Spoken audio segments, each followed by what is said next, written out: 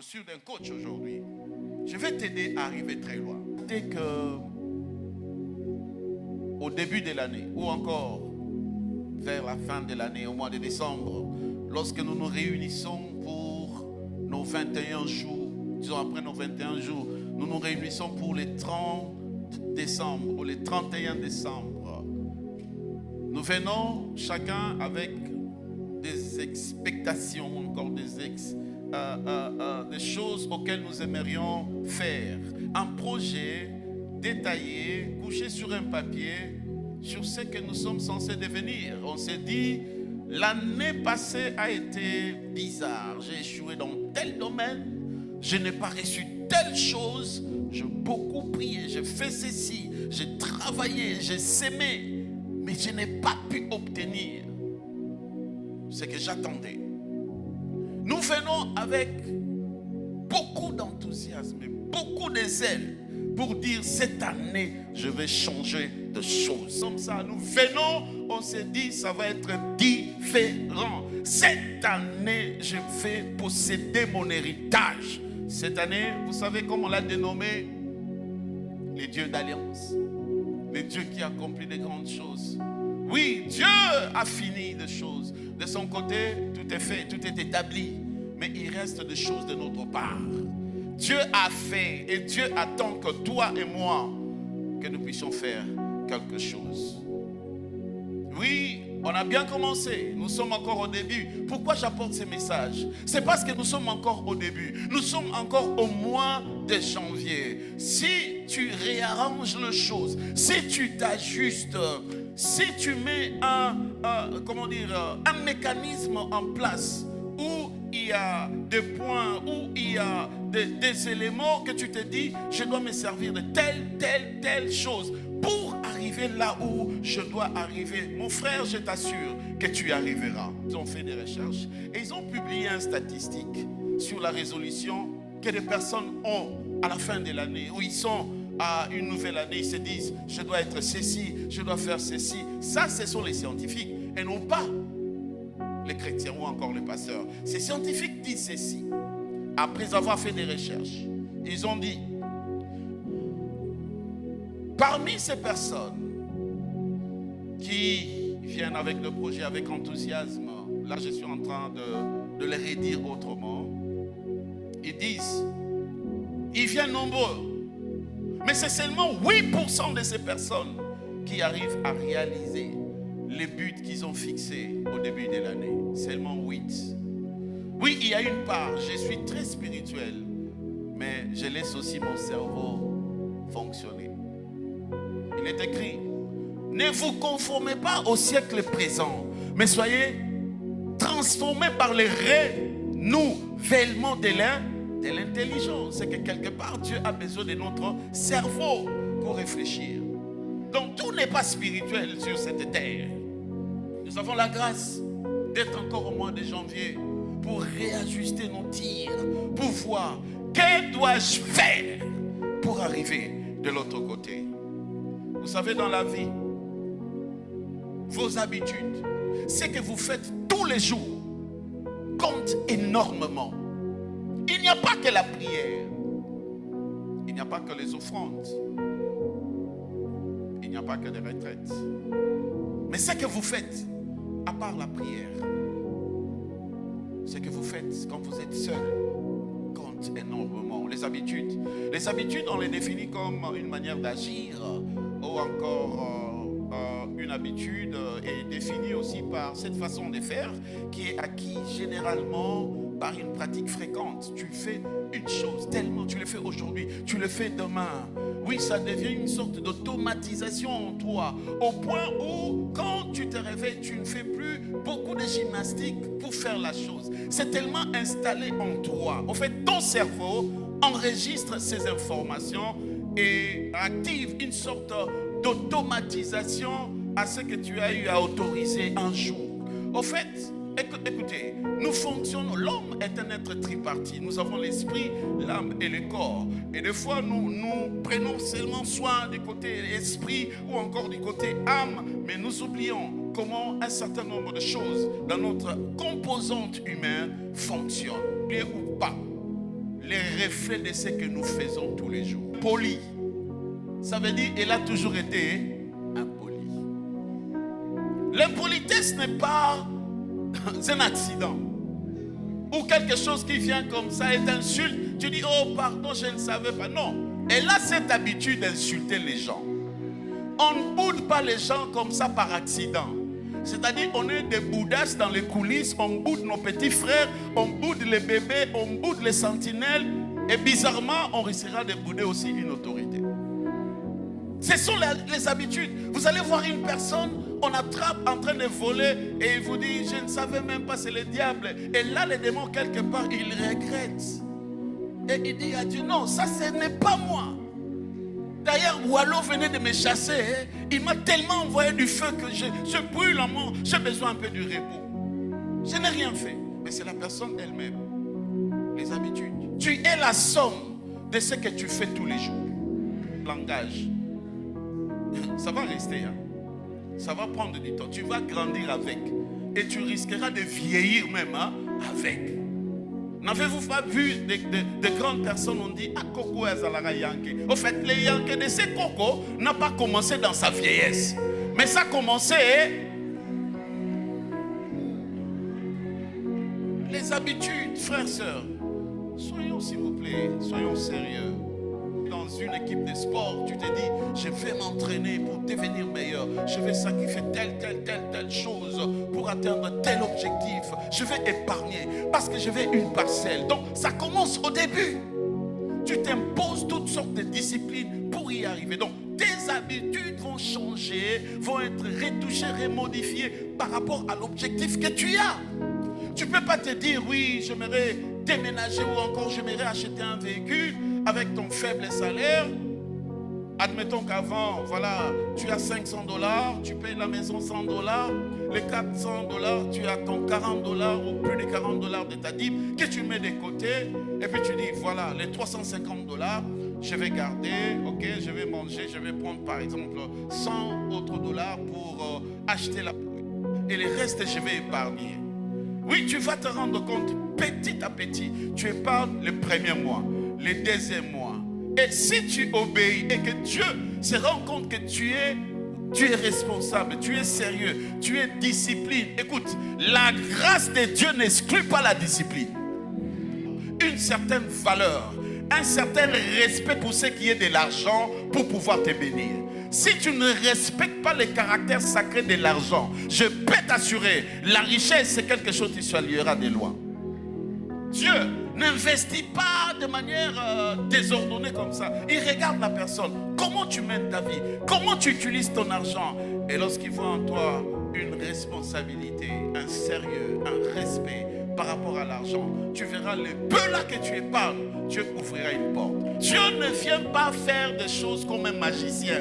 Non, il nous attend faire quelque chose. Il aimerait avoir en nous une certaine posture. Et quand tu es focalisé sur ton projet, il y aura toujours des perturbations, des perturbateurs, des mangeurs de temps, des gens qui viennent critiquer pour te distraire.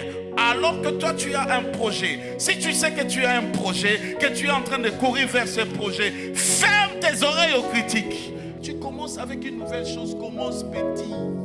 Écoutez, une personne qui respecte 10 minutes de prière chaque jour, il est plus puissant qu'une personne qui prie pendant 4 heures et il fait les délétrages de 4 jours. Parce que la constance vient lorsqu'on se maintient dans une chose. Oui, oui. Commence petit, mais grandis. Rêve grand dans la vie. Rêve des grandes choses, mais commence petit.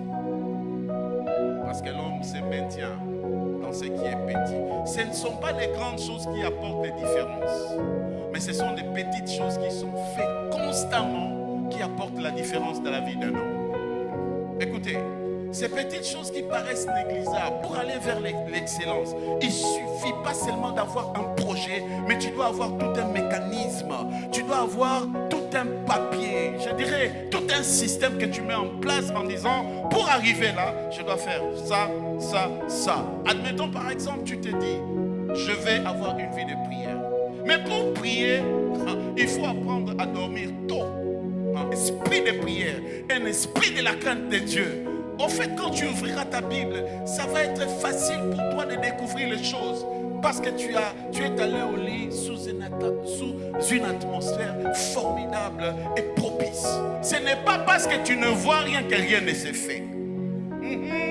Il y a des choses qui se font en coulisses en ta faveur. Pendant que tu es en train de prier, pendant que tu es en train de jeûner, frères, sœurs, Dieu est en train de bouger les choses. Dieu est en train de mettre des circonstances. Dieu est en train de préparer les hommes. Même si tes yeux ne voient pas, mais que tes yeux spirituels voient, c'est que Dieu est en train de tracer comme un chemin de bonheur en ta faveur. C'est lui qui voit son avenir et qui connaît ce qu'il va devenir. Il ne va pas croiser les bras. Écoutez, manger sainement, ça t'aide à être en bonne santé et à vivre longtemps. Dieu veut que tu réussisses. Dieu veut que tu sois béni et que tu es dans ta bénédiction alors que l'âge avance, alors que les années au fait s'ajoutent. Mais tu es toujours bien portant. Tu as tes petits-fils à côté. Coco, bien portant. Et des fois même au regard de ton âge, on te donne voilà, moins que ça. Écoutez, il y a l'aliment qui rajeunit, mais aussi l'aliment qui fait vieillir les gens tôt. Écoutez, manger sainement, ça t'aide à être en bonne santé et à vivre longtemps. Dieu veut que tu réussisses. Dieu veut que tu sois béni et que tu es dans ta bénédiction alors que l'âge avance, alors que les années au fait s'ajoutent. Mais tu es toujours bien portant. Tu as tes petits-fils à côté. Coco, bien portant. Et des fois même au regard de ton âge, on te donne voilà, moins que ça. Écoutez, il y a l'aliment qui rajeunit, mais aussi l'aliment qui fait vieillir les gens tôt. Ce sont des choses que tu dois mettre en place. Tu te dis, pour faire ça, je dois faire telle chose. Pour ne pas manquer les cultes, après le boulot, je dois me mettre à l'arrêt des bus pour prendre mon transport et venir directement. Mais si tu te dis, après le boulot, bon, j'ai mes amis avec qui je dois parler, je dois causer, je dois faire ceci, et bien, tu vas te rendre compte que tu arriveras toujours en retard. Dieu n'aide pas la personne qui refuse de s'aider soi-même. Dieu vient avec sa grâce lorsqu'il se rend compte que nous comprenons ce que nous sommes en train de faire. Ce sont les petites choses que personne ne voit pas qui produisent les résultats que tout le monde veut.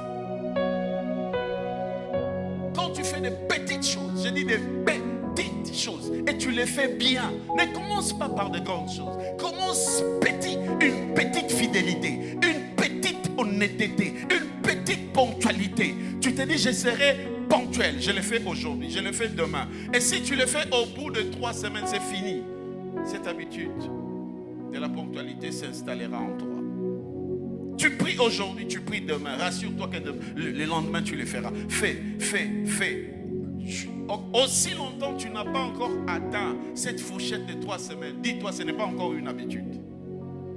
Donc tu le feras, après un certain moment, ça va s'arrêter. Mais si tu veux que ça reste une habitude, mets un calendrier en place et commence à compter. J'ai prié aujourd'hui, j'ai fait aujourd'hui. Et puis tu te rendras compte, même si tu sors, ton esprit te dira, oh, tu n'as pas encore prié, tu n'as pas encore médité, tu n'as pas encore ouvert la Bible. Pourquoi? Tu l'as fait hier, tu le fais demain, tu le fais le lendemain, et ça devient une habitude. Et ça deviendra très aisé pour toi de faire un certain nombre de choses. Tu deviendras un homme d'habitude. Et ce sont les bonnes habitudes qui produisent de bons résultats. Ce sont des bonnes habitudes qui amènent les gens très loin. En fait, qu'est-ce qui fait la différence entre les gens qui réussissent et ceux qui échouent? Les gens qui réussissent font ce que ceux qui échouent ne font pas.